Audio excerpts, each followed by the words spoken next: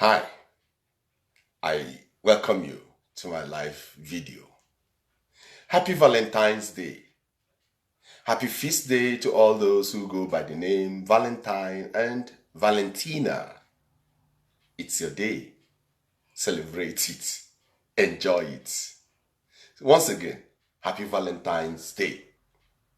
So how would you feel if someone walks up to you in the middle of the road and says, "Hi, I love you"?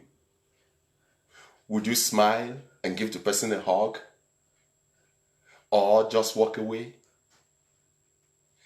Or rather, how would you feel if someone you've never met before, or probably you've met the person and had a little conversation with the person, if this person comes up to you, kneels down in front of you and offers you a ring with a question, "Would you marry me?" What would be your reaction? I am sure you would be surprised. But the surprise is not just the reaction. What do you do when you are surprised in this situation? Would you look at this clown, smile, shake your head, move away?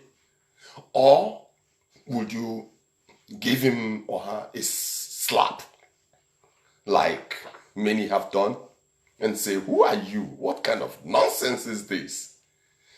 It's just a question.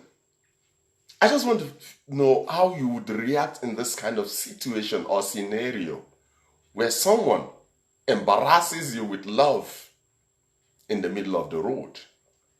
So, I welcome you once again to my live video on Valentine's Day. This is a special topic dedicated to Valentine's Day, and I have captioned it Valentine's Day and the crisis of love.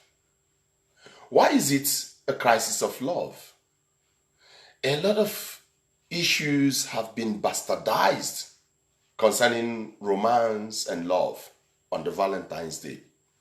Love has been merchandised. Love, celebrated as Valentine's Day, has become transactional, where a lot of youths have been deceived into falling in love.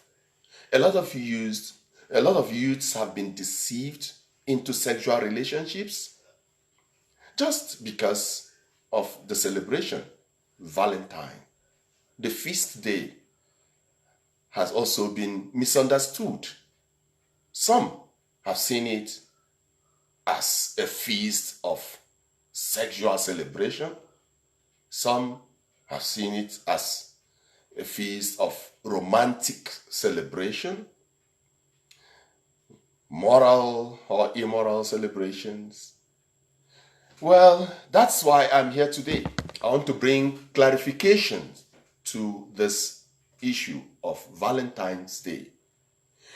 Some have come up with the question, is it a Christian feast? Should we actually celebrate it? Is it a pagan feast?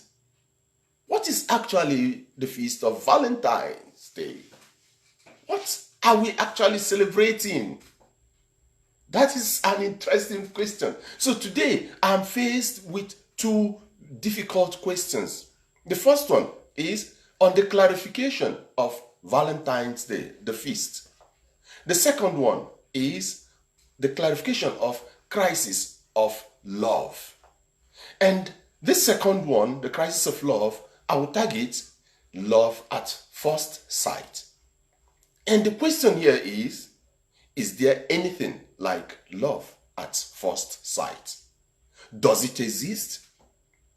If love at first sight exists and you think it is real, can one say he or she has fallen in love at first sight?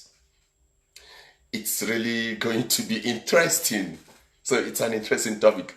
I would like you to please stay till the end so that you understand and learn. Don't forget, I bring you videos to assist the youth in terms of motivation, in terms of empowerment, intellectual empowerment, psychological training, and most importantly, to bring enlightenment into the minds of the youths and clarifications on certain issues that seem to be confusing to the youths. So we hit the ball rolling. The first question, Valentine's Day. What actually is this feast of Valentine's Day? A lot of authors, a lot of scholars have come up with different clarifications, different narratives on the feast of Valentine. That has made the feast to be vague, to be complicated in some occasions. We have two separate narratives. First is the Roman pagan narrative. The second one is the Christian narrative that has to do with a priest called Valentine, who was martyred. So we shall look at the two scenarios, the two narratives, for a clearer understanding, and then we will now bring it together and seek for a common ground towards the explanation on this feast. So we look at the first explanation, the Roman festival. In the early 2nd and 3rd centuries, in the Roman Empire, there was this feast called Lupercalia. This feast comes from the name lupus, wolf. It was a feast dedicated to the god, the protector of sheep and herds from wolves. This feast was also added to it the feast of Cupius and Faunus, the gods of love. Now, what do they do on this feast day, which was celebrated in the early 2nd and 3rd centuries? They celebrated it in a very remarkable way. Do you know what they did? They wrote names of boys gathered in the village square, and they wrote the names of all the boys there, put it in a very big jar, and all the girls that are gathered there come and pick the names from the jars. Any name a girl picks, she walks up to the boy and spends the rest of the day with this boy.